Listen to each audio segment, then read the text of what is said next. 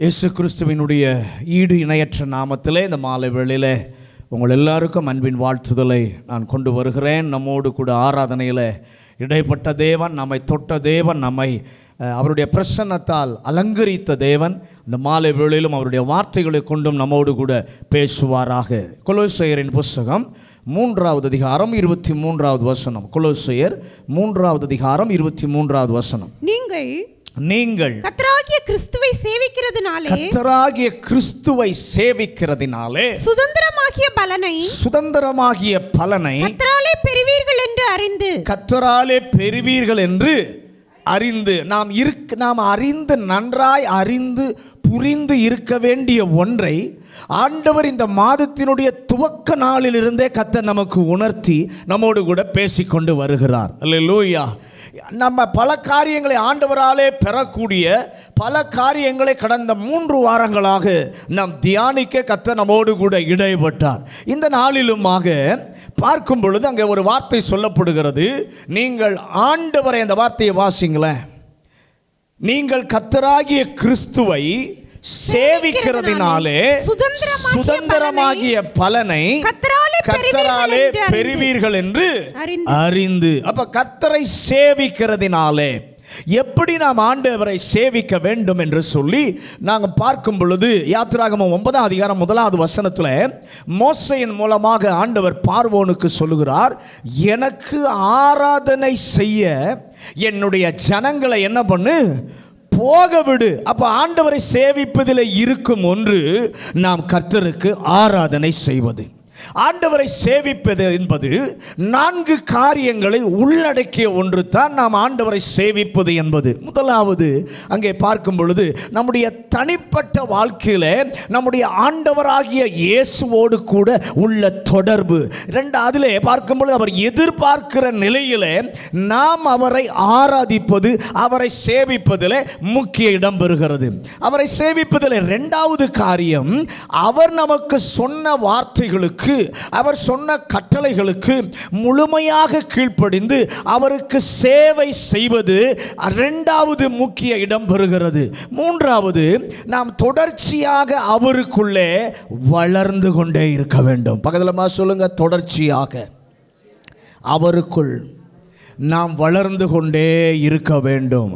அப்படின்னா என்ன அர்த்தம்னா, தேவன் அனுதினமும் நம்மை உருமாற்றம் செய்வார். அதுதான் ஆண்டவரை சேவிப்பது.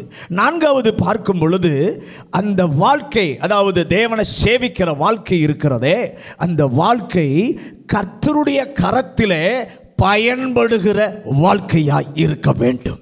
எல்லாவற்றையும் சொல்ல எனக்கு நேரம் இல்லை. 2 காரியங்களை நான் காலையில் முக்கிய அடிப்படையாக கொண்டு பார்த்தோம். ஒன்று, எப்படி கர்த்தரை நாம் சேவிக்க வேண்டும். அல்லேலூயா. 2வது எப்படி பார்த்தோம், அந்த சேவிக்கிற விசுவாசியினுடைய, ஒரு கிறிஸ்தவனுடைய வாழ்க்கையில ஆண்டவரை சேவிப்பது என்பது எப்படி வெளிப்பட வேண்டும் என்பதை குறித்து பார்த்தோம். அதில் 3 காரியங்களை உங்களோடு கூட நான் பகிர்ந்து கொண்டேன். ஆண்டவரை சேவிப்பது என்பது முதலாவது நம்மை சீரமைக்கிறது. 2வது, ஆண்டவரை சேவிப்பது என்பது நம்முடைய செயல்களை வலுவாக கட்டமைக்கிறது என்று சொல்லி பார்த்தோம். 3வது, நாம் தேவனிடத்திலிருந்து பெற்றுக்கொள்ளுகிறோமே, நாம் பெற்றுக்கொள்ளுகிற எல்லாவற்றையும் ஒழுங்குபடுத்துவது கர்த்தரை சேவிப்பது.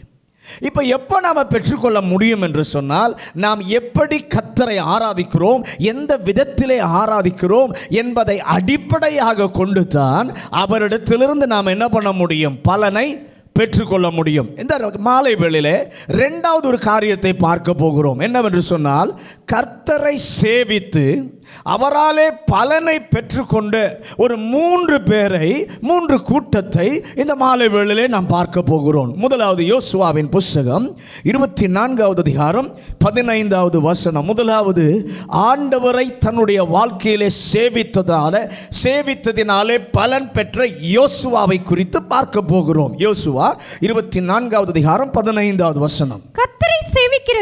கர்த்தரை சேவிக்கிறது உங்கள் பார்வைக்கு ஆகாததாய் கண்டால் பின்னை யாரை சேவிப்பீர்கள் என்று இன்று தெரிந்து கொள்ளுங்கள். நதிக்கு அப்புறத்தில் உங்கள் பிதாக்கள் உங்கள் பிதாக்கள் சேவிக்கிற தேவர்களை சேவிப்பீர்களா? நீங்கள் வாசம் பண்ணுகிற தேசத்து குடிகளாகிய எமோரியரின் தேவர்களை சேவிப்பீர்களா? நானும் என் வீட்டாருமோ என்றால் கர்த்தரையே சேவிப்போம். அல்லேலூயா. அவன் எல்லாரும் இவங்களை சேவிப்பீங்களா அவங்கள சேவிப்பீங்களான்னு சொல்லி கேட்டுட்டு யோசுவா சொல்றாரு, நானும் என் வீட்டாருமோ என்றால் கர்த்தரையே. அன்னைக்கு தான் யோசுவா தீர்மானம் பண்ணலை. நானும் என் வீட்டாருமோ என்றால் கர்த்தரையே சேவிப்பேன் என்று சொல்லி அன்னைக்கு தான் தீர்மானம் பண்ணலை. ஏற்கனவே யோசுவா கர்த்தரை சேவித்து கொண்டு தான் வருகிறான். அல்லேலூயா. சேவித்ததினால் தனக்கு கிடைத்த பலனை, அவரால் பெற்றதான அந்த பலனை பார்த்த பொழுது, ஆண்டவரே இத்தனை பலனை உம்மிடத்திலே நான் பெற்றிருக்கிறேன், நான் இன்னும் என் குடும்பத்தோடு உம்மை சேவிப்பேன், இன்று நாமும் செய்ய அப்படிப்பட்ட ஒரு தீர்மானம் செய்ய கர்த்தர் உதவி செய்வாராக. ஆண்டவரே இதுவரைக்கும் நான் உம்மை சேவிக்கிறேன், நான் சேவித்ததினாலே உம்மிடத்திலிருந்து பல பலன்களை நான் பெற்றிருக்கிறேன், அதோடு நான் நிறுத்த விரும்பலப்பா, இன்னும் நானும் என் குடும்பமும் உம்மை சேவிக்க விரும்புகிறோம். இந்த ஆண்டவரை சேவித்ததினால் கர்த்தராலே அவனுக்கு கிடைத்த பலன் என்ன? யோசுவாவின் புத்தகம் 24வது அதிகாரம் 3 முதல் 16 வசனங்களை நீங்க வீட்டில் போய் சற்று அமர்ந்து வாசித்து பாருங்க. யோசுவா சொல்லுகிறான், உங்கள் முற்பிதாவாகிய ஆபிரகாம் நதிக்கு அப்புறத்திலே கர்த்தரை சேவிக்க ஆரம்பித்தான். சேவிக்க ஆரம்பித்த போது அவனுக்கு கர்த்தர் என்ன செய்தார்? வாக்குத்தத்தங்களை கொடுத்தார். ஏராளமான 1-2 அல்ல, ஏராளமான வாக்குத்தத்தங்களை ஆபிரகாமுக்கு என்ன பண்ணார்? கொடுத்தார். கர்த்தரை சேவித்ததினாலே கிடைத்த பலன் ஒன்றை நான் சொல்ல விரும்புகிறேன். யோசுவாவின் புத்தகம் 21வது அதிகாரம் 44-45 வசனங்களை வாசிங்க. யோசுவாவின் புத்தகம் 21வது அதிகாரம் 44-45. கர்த்தர் அவர்களுடைய பிதாக்களுக்கு ஆணையிட்டபடியெல்லாம் அவர்களை சுற்றிலும் யுத்தமில்லாமல் இளைப்பாற பண்ணினார். அவர்களுடைய எல்லா சத்துருக்களையும் ஒருவரும் அவர்களுக்கு முன்பாக நிற்கவில்லை. அவர்கள் சத்துருக்கள் எல்லாம் கர்த்தர் அவர்கள் கையில் ஒப்பு கொடுத்தார். அல்லேலூயா. அங்க சொல்றார், ஆபிரகாம் கர்த்தரை சேவித்த போது கர்த்தர் வாக்கு கொடுத்தார்.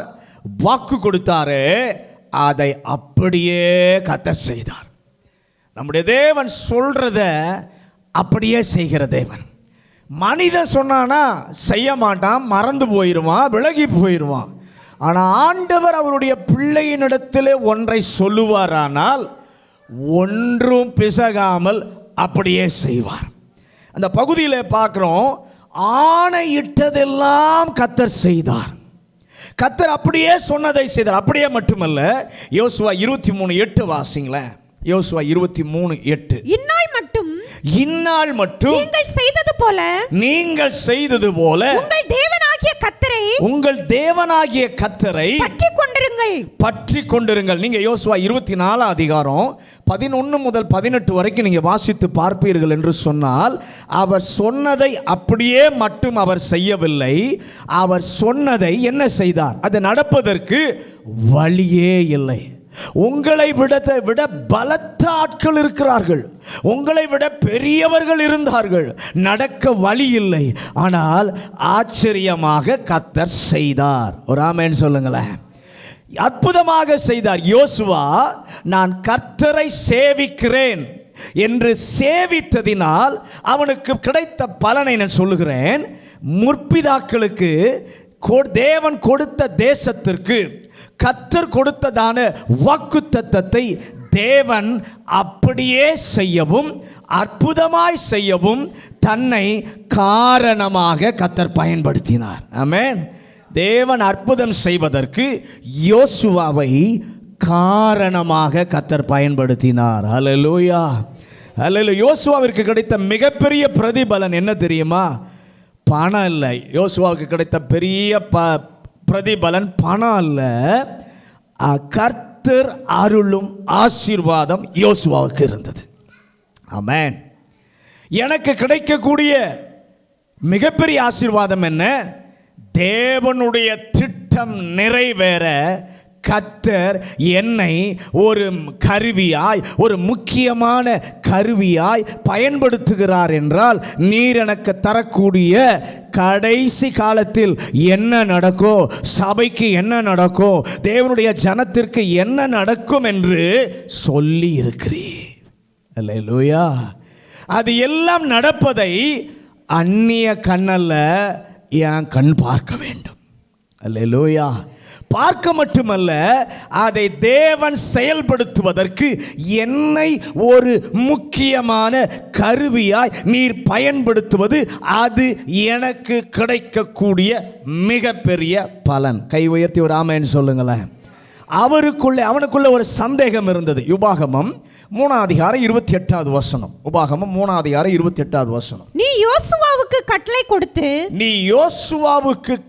கொடுத்து அவனை திடப்படுத்தி பலப்படுத்து அவன் இந்த ஜனங்களுக்கு முன்பாக கடந்து போய் அவனே நீ காணும் தேசத்தை அவர்களுக்கு நல்ல கவனிங்க. ஆண்டவர் ஒரு நாள் மோசையை பார்த்து சொன்னார், நீ யோசுவாவினுடைய மேலே கையை வைத்து அவனை ஜனங்களுக்கு அறிமுகப்படுத்து. நான் அவனை தெரிந்து கொண்டேன். வாக்குத்தத்த நாட்டை அவன் என்னுடைய ஜனத்திற்கு என்ன பண்ணுவான்? பங்கிட்டு கொடுப்பான். இது கர்த்தர் யோசுவாவை தெரிந்து கொண்டதான நோக்கம். கர்த்தரை சேவித்ததினாலே என்ன பெற்றான்? என்ன நோக்கத்திற்காக கர்த்தர் தெரிந்து கொண்டாரோ, தன்னுடைய வாழ்க்கையிலே, தன்னுடைய வாழ்நாளிலே அந்த நோக்கம் நிறைவேறுவதை பார்க்க அவனுக்கு கர்த்தர் வாய்ப்பு கொடுத்தார். யோசுவாவின் புஸ்தகம் 13:6 வசனம். யோசுவா 13:6. லீபனோன் துவங்கி மிஸ்ரபோத்மாயின் மட்டும் மலைகளில் குடியிருக்கிற யாவருடைய நாடும் சீதோனுடைய எல்லா நாடும் தானே. நான் அவர்களை இஸ்ரவேல் புத்திரருக்கு முன்பாக துரத்துவேன். நான் உனக்கு கட்டளையிட்டபடியே நீ இஸ்ரவேலுக்கு சுதந்திரமாக சீட்டுகளை மாத்திரம் போட்டு தேசத்தை பங்கிட வேண்டும். அப்படியே தேசத்தை அவன் பங்கிட்டு கொடுத்தான். நீங்க 21:43 வசனத்தை வாசிங்க. யோசுவாவின் புஸ்தகம் 21:43 வசனம். இந்த பிரகாரம் அவர் கர்த்தர் இஸ்ரவேலுக்கு கொடுப்பேன் என்று அவர்களுடைய பிதாக்களுக்கு ஆணையிட்ட தேசத்தை எல்லாம் கொடுத்தார். நல்ல கவனிங்க. அவன் பங்கிட்டு கொடுக்கும்போது யோசுவா இந்த பிரகாரமாக இஸ்ரவேலுக்கு கொடுப்பேன் என்று ஆணையிட்ட தேசங்களை எல்லாம் அவன் பங்கிட்டு கொடுக்க கர்த்தர் உதவி செய்தார். யோசுவாவின் புஸ்தகம் 22:6 வசனத்தை வாசிங்க. யோசுவா இவ்விதமாய் யோசுவா அவர்களை ஆசீர்வதித்து அவர்களை அனுப்பிவிட்டான். அவர்கள் தங்கள் கூடாரங்களுக்கு போய்விட்டார்கள். நல்ல அங்க சொல்லப்பட்டிருக்கு, இவ்விதமாக யோசுவா அவர்களை ஆசீர்வதித்து என்ன பண்ணா? அனுப்பிவிட்டார். கூடாரத்திற்கு அவர்களை அனுப்பிவிட்டார். உங்களை எந்த தேசத்திற்காக கர்த்தர் தெரிந்து கொண்டாரோ அந்த நோக்கம் உங்களுடைய வாழ்நாளிலே, உங்களுடைய வாழ்க்கையிலே நிறைவேறும். நிறைவான மனது அதை எனக்கு தருவீராக. அல்லேலூயா. யோசுவாவுக்கு கர்த்தர் கொடுத்த பலன், அவன் வாழ்வு ஆரம்பிக்கும் போது மோசேயின் ஊழியக்காரனாக, அந்த இடத்துல வாசிக்கிறோம், மோசேயினுடைய ஊழியக்காரனாகிய யோசுவா என்று அறிமுகம் செய்யப்படுகிறான். ஆனால் யோசுவா 24:29 வாசிங்களேன். யோசுவா 24:29. யோசுவா ஜனங்களை அவரவர் சுதந்திரத்துக்கு அனுப்பிவிட்டான். இந்த காரியங்கள் நடந்த பின்பு நூனின் குமாரனாகிய யோசுவா என்னும் கர்த்தருடைய ஊழியக்காரன் 110 வயதுள்ளவனாய் மரணமடைந்தான். நல்ல கவனிங்க. கர்த்தரை சேவித்ததினால் ஆண்டவர் கொடுத்த பிரதிபலனிலே ஒன்று, நீ மோசேயினுடைய ஊழியக்காரன் அல்ல, நீ கர்த்தருடைய ஊழியக்காரன். அவன் டைட்டிலேயே ஆண்டவர் மாற்றுகிறார். முதல்ல அவனுக்கு பேர் என்ன? மோசேயின் ஊழியக்காரனாகிய யோசுவா. ஆண்டவர் கொடுக்கிற பிரதிபலன், அவர் கர்த்தரை சேவித்ததுனால அவனுடைய டைட்டிலேயே கர்த்தர் மாற்றுகிறார். மோசேயின் ஊழியக்காரன் இருந்தப்பா, நீ மோசேயினுடைய ஊழியக்காரன் அல்ல, நீ யாருடைய ஊழியக்காரன்? கர்த்தருடைய ஊழியக்காரன். தலைப்பையே மாற்றுகிறார். உங்க வாழ்க்கையிலோ உங்க தலைப்பையும் மாற்ற ஒருவர் இங்கே இருக்கிறார். கர்த்தருடைய ஊழியக்காரன், கர்த்தருடைய கருவி, கர்த்தருடைய ஆசீர்வாதத்தின் வாசல் என்று உங்கள் பெயரையே மாற்ற கர்த்தர் பிரதிபலன் கொடுக்க விரும்புகிறார். யோசுவா 24:31 வாசிங்க. யோசுவா 24:31. யோசுவா உயிரோடு இருந்த சகல நாட்களிலும், யோசுவா உயிரோடு இருந்த சகல நாட்களிலும் கர்த்தர் இஸ்ரவேலுக்கு செய்த அவருடைய கிரியைகள் யாவையும் அறிந்து யோசுவாவுக்கு பின்பு வெகுநாள் உயிரோடு இருந்த மூப்பருடைய சகல நாட்களிலும் இஸ்ரவேலர் கர்த்தரை சேவித்தார்கள். நல்ல கவனிங்க, கர்த்தர் அவனுக்கு கொடுத்த ஆசீர்வாதத்தில் ஒன்று, அவன் உயிரோடு இருந்த நாட்களில் எல்லாம் அவனுடைய தேசத்தில் இருக்கிற ஜனங்கள் எல்லாரும் அவன் சேவித்த கர்த்தரை சேவிக்க கர்த்தர் அவனை பவர்ஃபுல் இன்ஃப்ளூயன்ஸாக கர்த்தர் பயன்படுத்தினார். அல்லேலூயா. எனக்கு கிடைக்கும் பலன் வீடுகள் அல்லப்பா, ஆஸ்தி அல்ல, சொத்து அல்ல. எனக்கு கிடைக்கும் பிரதான பலன், நான் வாழும்போது இந்த கர்த்தரை சேவிப்பதினால் என் குடும்பம் அனைத்தும், என் உறவினர் யாவரும், நீர் என்னை பிறக்க பண்ணின ஊரிலே உள்ள யாவரும் கர்த்தரை சேவிக்கிறார்கள் என்று சொல்லுகிற பாக்கியம் கிடைத்தால் அதை விட பெரிய பலன் இந்த உலகிலே வேறு ஒன்றுமே இல்லை. அல்லேலூயா. ராகாபின் பெயர் இருக்கிறது, யோசுவாவின் பெயர் இல்லை. விசுவாச வீரர்கள் பட்டியல் கூட, அந்த பட்டியலில் கூட யோசுவாவினுடைய பெயர் இல்லை. ஆனால் நல்ல கவனிய, விசுவாச வீர பட்டியலில் இல்லாலும் எரிகோவை பற்றியெல்லாம் சொல்லி இருக்கிறார். ஆனால் கர்த்தர் உண்மையில் என்ன செய்தார்? யோசுவாவுக்கு கிடைத்த பிரதிபலன் என்ன தெரியுமா? புதிய ஏற்பாட்டை முழுவதும் ஆட்கொண்டிருக்கிற இயேசு என்று ஒருவர் இருந்தாரே, அந்த இயேசு என்ற பெயரே யோசுவா. அல்லேலூயா. என்ற பெயர் தான் கர்த்தர் அவனுக்கு கொடுத்த பிரதிபலன். அவர் குமாரனாகிய இயேசுவுக்கு ஒப்பான ஒரு பெயரை, இவன் பெயரை போல இயேசுவுக்கு ஒரு பெயரை தேவனாகிய கர்த்தர் கொடுத்தார். அல்லேலூயா. கர்த்தரை சேவிப்பது வீணல்ல, மறுபடியும் பலன் உண்டு என்று பார்க்க செய்வார். அவருடைய ஒரே பேராகிய குமாரனுக்கு ஒப்பாக இருக்கிற பாக்கியத்தை கர்த்தர் அவரை சேவிப்பதினாலே நமக்கும் தருவார். அவரை சேவித்ததினாலே பலன் பெற்ற இரண்டாவது கூட்டம் மனிதர் கூட்டம். தானியேலின் புத்தகம் 3வது அதிகாரம் 28வது வசனம். தானியேல் 3வது அதிகாரம் 28வது வசனம். அப்பொழுது நேபுகாத்நேச்சார் வசனித்து சாத்ராக் மேஷாக் ஆபேத்நேகோ என்பவர்களுடைய தேவனுக்கு ஸ்தோத்திரம் அவர்கள் தங்களுடைய தேவனை தவிர வேறொரு தேவனையும் சேவித்து பணியாமல் அவரையே நம்பி ராஜாவின் கட்டளைகளை தள்ளி தங்கள் சரீரங்களை ஒப்புக் கொடுத்ததினால் அவர் தமது தூதனை அனுப்பி தம்முடைய தாசரை விடுவித்தார். நல்ல கவனிங்க, நேபுகாத்நேச்சார் சொல்கிறான், நீங்கள் உங்கள் தேவனாகிய கர்த்தரையே சேவித்து அவரையே நம்பி அவர்கள் பெற்றுக்கொண்டது என்ன? தானியேல் 3:17 வாசிங்க. நாங்கள் ஆராதிக்கிற எங்கள்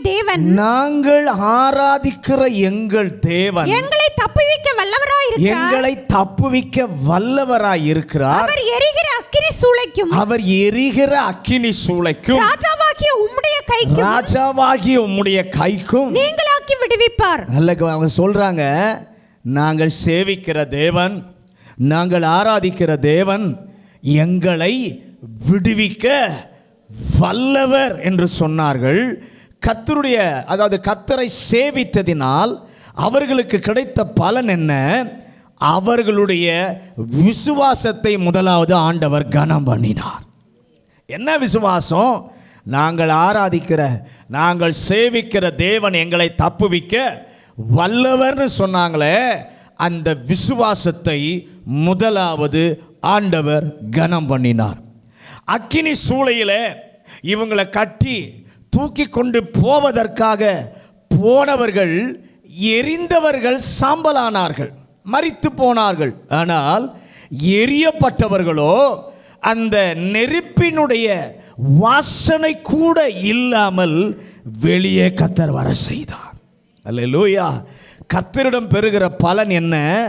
உங்களுக்கு விரோதமாக உங்களுக்கு எதை செய்ய வேண்டும் என்று சொல்லி சத்துரு நினைத்தானோ அது உங்களை தீண்டாமல் நெருங்காமல் உங்களுடைய விசுவாசத்தை கர்த்தர் கனப்படுத்துவார்.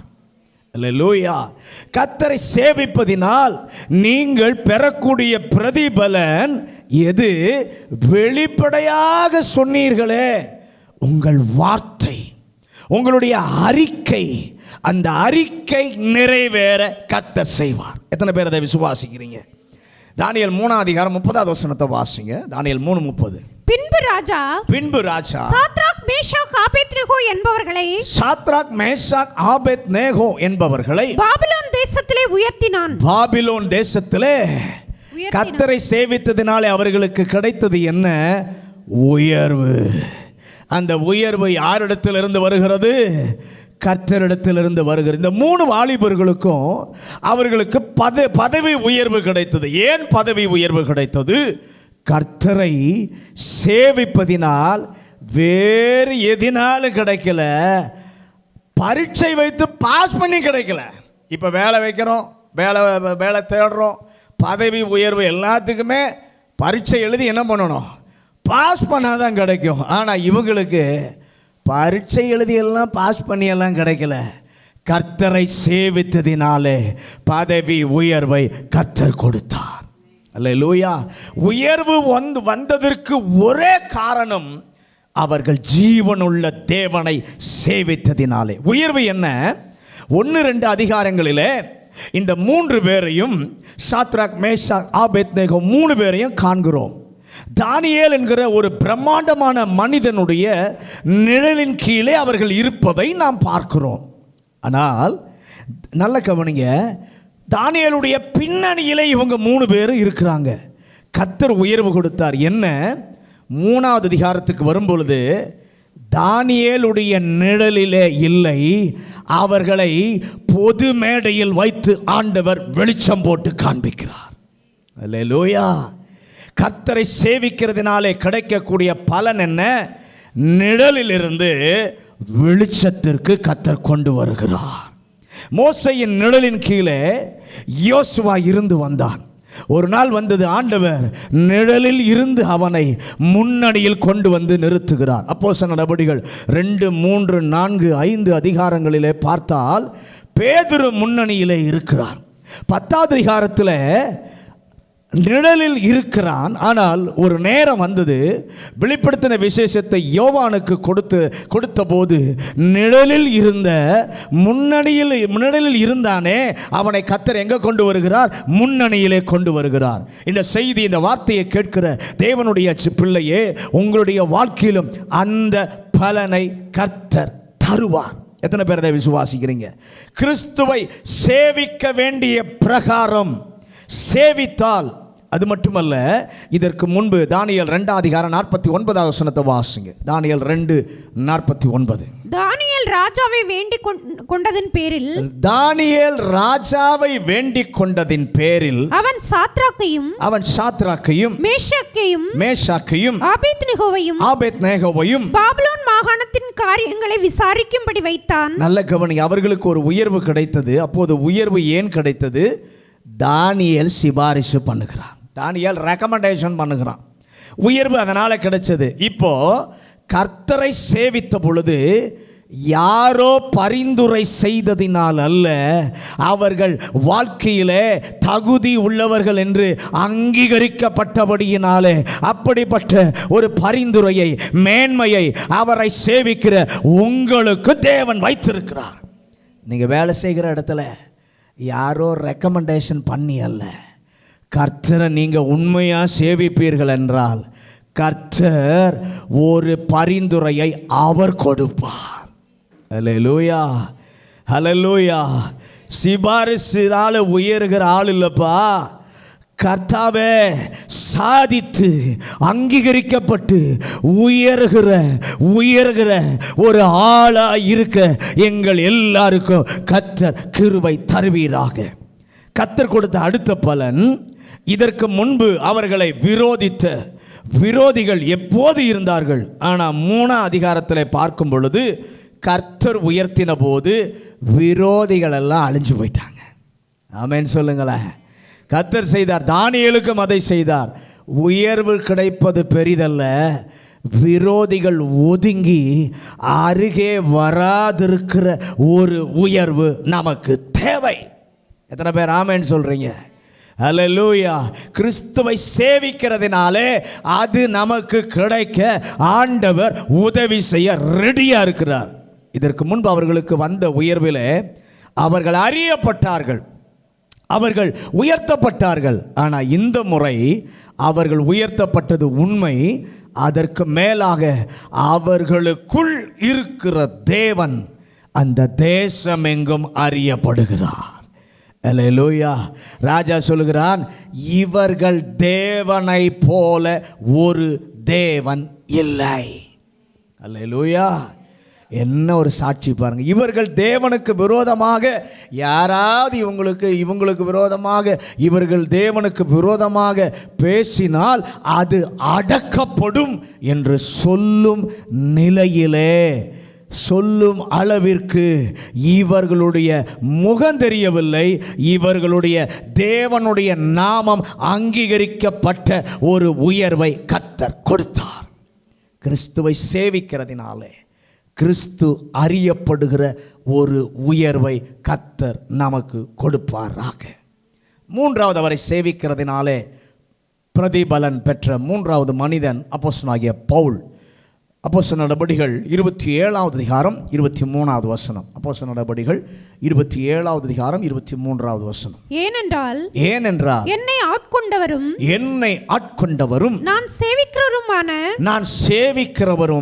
தேவனுடைய தூதனானவன் இந்த ராத்திரியில் என்னிடத்தில் வந்து நின்று பவுலே பயப்படாதே, நீ ராயனுக்கு முன்பாக நிற்க வேண்டும். இதோ உன்னுடனே கூட யாத்திரை பண்ணுகிற யாவரையும் தேவன் உனக்கு தயவு பண்ணினார் என்றார். தேவன் உனக்கு அந்த ராத்திரிக்கு கொந்தளிக்கும் கடலிலே வெளிச்சம் தெரியாதிருக்கிற இருளின் மத்தியிலே தேவன், அதாவது தேவ தூதன் பவுலை சந்தித்து பேசுகிறான். அடுத்த நாள் காலையிலே தன்னோடு பயணம் செய்த அத்தனை பேரையும் பார்த்து பவுல் சொல்கிற வார்த்தை, என்னை ஆட்கொண்டவரும் நான் சேவிக்கிறவருமாகிய தேவன். கை உயர்த்தி எல்லாரும் சொல்லலாமா? ஆண்டவரே, நாங்கள் சேவிக்கிற தேவன் என்று எல்லாம் நன்றாக போகும்போது சொல்லவில்லை. கொந்தளிக்கும் கடலில், காரிருள் சூழ்ந்த நேரத்தில், வழியே தெரியாத நிலையிலே, பாதை தெரியாதிருந்த வேளையிலே பவுல் சொல்கிறார், நான் சேவிக்கிற ஒரு தேவன் இருக்கிறார். அல்லேலூயா, அல்லேலூயா. நாங்களும் சொல்ல இந்த நாட்களில் எங்களுக்கு ஒரு கிருபையை கர்த்தர் தாரும் ஆண்டவரே. எல்லாம் சாதகமாக இருக்கும் போதல்ல, ஒன்றுமே சாதகம் இல்லாத சூழ்நிலையில் ஒன்றுமே தெரியாத சூழ்நிலையில் நான் சேவிக்கிற ஒரு ஆண்டவர் இருக்கிறார் என்று நான் ஒவ்வொருவரும் இங்கு இருக்கிற ஒவ்வொருவரும் சொல்ல ஆண்டவர் கிருபை தருவீராக. அந்த பவுலுக்கு கிடைத்த பலன் என்ன? 27 அதிகாரம் 24வது வசனம். அப்போஸ்தலர் 27:24. பவுலே பயப்படாதே, பவுலே பயப்படாதே, நீ ராயனுக்கு முன்பாக நிற்க வேண்டும், நீ ராயனுக்கு முன்பாக நிற்க வேண்டும். இதோ இதோ உன்னுடனே கூட யாத்திரை பண்ணுகிற யாவரையும் தேவன் உனக்கு தயவு பண்ணினார். அல்லேலூயா.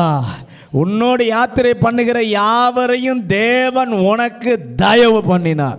அத்தனை பேருக்காக ஆண்டவரை நோக்கி பவுல் ஜெபித்து கொண்டிருக்கிறான். இவர்களில் ஒருவராகிலும் அழியக்கூடாது ஆண்டவரே, ஒருவராகிலும் அழியக்கூடாது.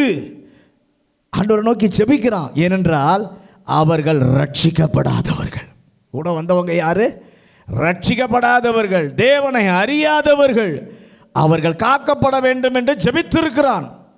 அந்த ஜெபத்தை கேட்டு கர்த்தர் சொல்லுகிறார், நான் உனக்கு கிராண்ட் பண்ணி இருக்கிறேன், நான் உனக்கு கிராண்ட் பண்ணி இருக்கிறேன், உன் விண்ணப்பத்தை நான் கேட்டிருக்கிறேன். கர்த்தர் நமக்கு கொடுத்த பதில் என்ன தெரியுமா? அவனுடைய ஏக்கத்திற்கு கர்த்தர் பதில் கொடுத்தார். இதை கேட்கிற தேவனுடைய பிள்ளைகள், கர்த்தரை சேவிப்பதினாலே நமக்கு கிடைக்கிற பலன்களில் ஒன்று, வெகுநாளாய் நம்முடைய இருதயத்தில் இருக்கிற இதய ஏக்கம் இருக்கிறதே, அந்த ஏக்கத்தினுடைய பதிலை பெற்றுக்கொள்ள கர்த்தர் உதவி செய்வார். விசுவாசிக்கிறவங்க கையை உயர்த்தி, ஆண்டவரே, வெகு நாளாய் என் இருதயத்தில் இருக்கிற இதயத்தின் ஏக்கத்திற்கு நீர் பலன் கொடுக்கிற தேவனாய் இருக்கிறதற்காக உமக்கு நன்றி ஆண்டவரே. ஒரே ஒரு ஆசை தான், என் பிள்ளைகள் ரட்சிக்கப்பட வேண்டும், என் பிள்ளைகள் ரட்சிக்கப்படணும், என் குடும்பம் ரட்சிக்கப்பட வேண்டும், என்னோடு வேலை செய்பவர்கள் ரட்சிக்கப்பட வேண்டும் என்று சொல்லி வெகு நாளாய் ஜெபிக்கிற கர்த்தருடைய பிள்ளையே, அந்த ஏக்கத்தின் பலனை கர்த்தர் கொடுப்பார். அல்லேலூயா. ஏன் கொடுப்பார்? நீங்கள் கிறிஸ்துவை சேவிக்கிறதினாலே அந்த ஏக்கத்திற்கு கர்த்தர் பலன் கொடுப்பார். கர்த்தர் பவுலுக்கு பலன் கொடுத்தார். அத்தனை பேரும் அன்று உயிரோடு பிழைப்பதற்கு இந்த பவுலை கர்த்தர் ஒரு கருவியாக, காரணமாக கர்த்தர் பயன்படுத்தினார். தேவ பிள்ளையே, கிறிஸ்துவை நீங்கள் சேவிப்பது வீணல்ல.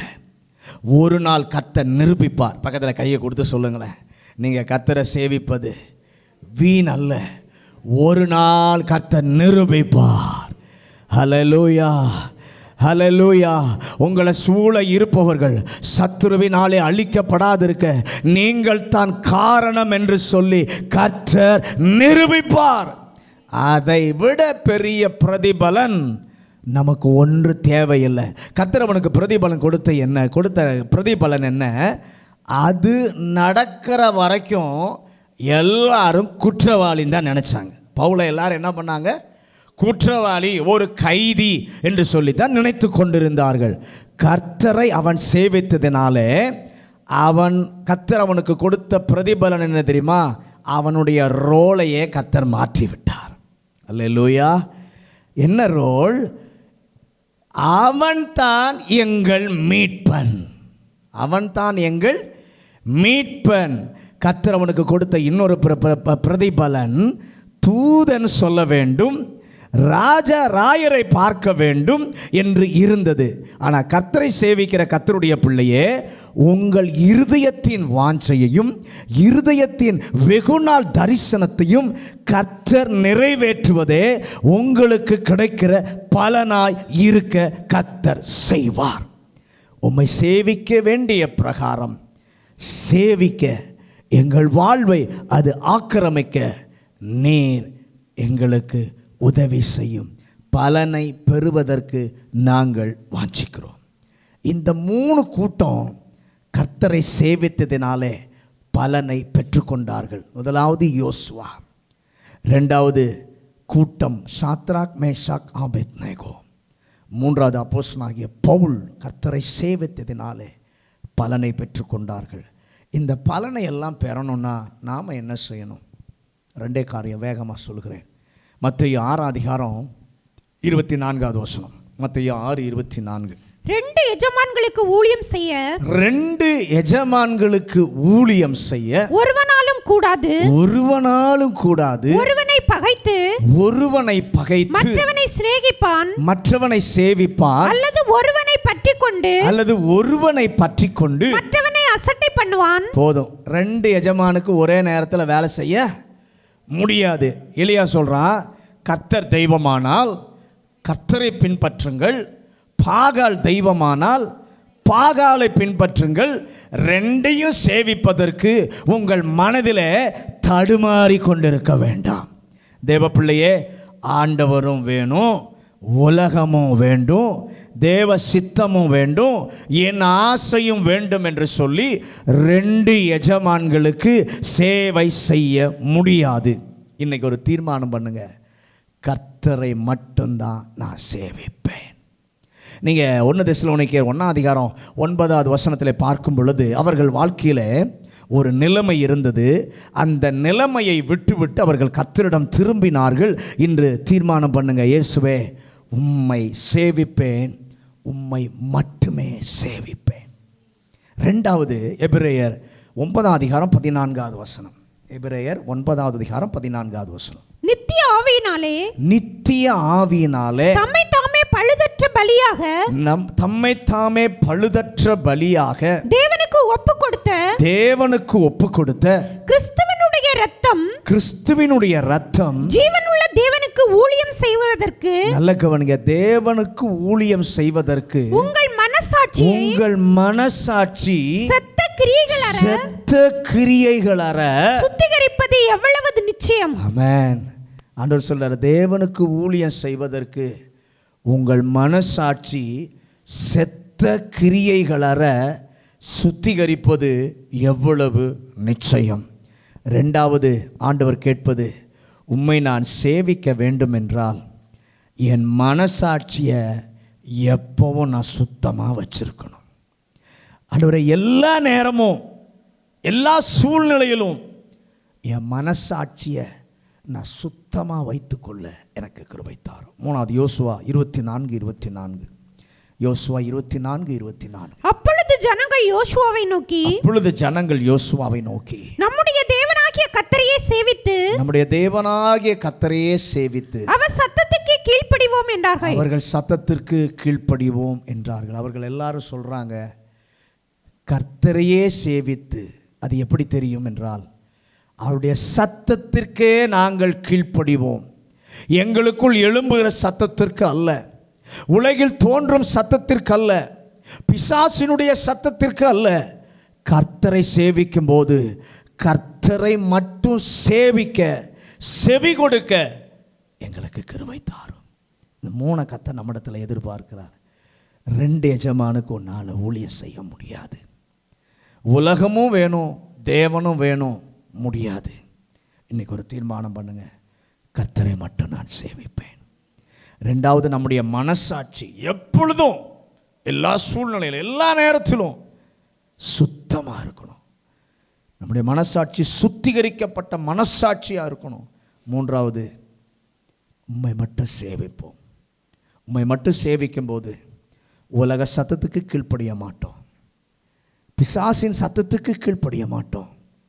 உம்மை சேவிக்கும் பொழுது உம்முடைய சத்தத்திற்கு மட்டும் கீழ்ப்படிந்து உம்மை பின்பற்றி வருவோம். இந்த 3 காரியத்தில் தீர்மானம் பண்ணி ஆண்டவரோடு கூட நடப்பீர்களானால், ஆண்டவரை சேவிக்கிறதுனாலே வருகிற அத்தனை பலனையும் கர்த்தர் தருவார். நம்மை சீரமைக்கும், நம்முடைய செயல்களை வலுவாக கட்டமைக்கும். நாம் ஆண்டவரிடத்திலிருந்து பெறுகிற பலன்களை அது ஒழுங்குபடுத்தும். அது மாத்திரமல்ல, ஆண்டவரிடத்தில் பலன் பெற்ற 3 பேரை ஆண்டவர் கவனித்து நமக்கு காண்பித்தார். யோசுவா, சாத்ராக், மேஷாக், ஆபேத்நேகோ, அப்போஸ்தலனாகிய பவுல். அவர்கள் கர்த்தரை சேவித்து பலன் பெற்றது உண்மையானால், நாம் சேவித்தாலும் பலன் நிச்சயமாய் உண்டு. அதை சுதந்திரித்துக்கொள்ள இந்த 3 காரியத்துக்கு நம்முடைய வாழ்க்கையை அர்ப்பணிப்போம். எல்லாரும் தலைகளை தாழ்த்தி, ஆண்டவரே என்னை நேசித்து எங்களோடு கூட பேசியிருக்கிறீர். இந்த மாதம் முழுவதும் இந்த வார்த்தையை கொடுத்து ஆண்டவரே கர்த்தராலே பெறுவீர்கள் எங்களோட ஒவ்வொன்றையும் எங்களுக்கு விளக்கி காண்பித்து கொண்டு வருகிறீர். இந்த வாரத்தில் ஆண்டவரே உம்மை சேவிக்கிறதினாலே கர்த்தராலே பெறுகிற பலனை குறித்து பார்க்க உதவி செய்து, உம்மை சேவிப்பதினாலே அது எங்களை சீரமைக்கிறது. உம்மை சேவிப்பது என்பது எங்களுடைய செயல்களை வலுவாக கட்டமைக்கிறது. உம்மை சேவிப்பது என்பது உம்மிடத்திலிருந்து பெறக்கூடிய காரியங்களை ஒழுங்குபடுத்துகிறது. அது மாத்திரமல்ல ஆண்டவரே, உம்மை சேவித்ததினாலே பலனை பெற்ற 3 கூட்டத்தை இன்றைக்கு கர்த்தர் எங்களுக்கு காண்பித்து, உம்மை சேவித்ததினாலே யோசுவா பிரதிபலன் பெற்றார். உம்மை சேவித்ததினாலே, உமக்காக வைராக்கியமாய் நின்றதினாலே சாத்ராக், மேஷாக், ஆபேத்நேகோ வெளிச்சத்திற்கு கொண்டு வந்தீர். அப்போஸ்தலனாகிய பவுல் ஆண்டவரே படகில பிரயாணம் செய்த போது எந்த சூழ்நிலையும் அனுகூலமா இல்லை, ஆனால் அவன் கர்த்தரை சேவித்தான். தேவதூதன் பேசின போது அவன் சொல்கிறான், நான் சேவிக்கிற ஆண்டவர்.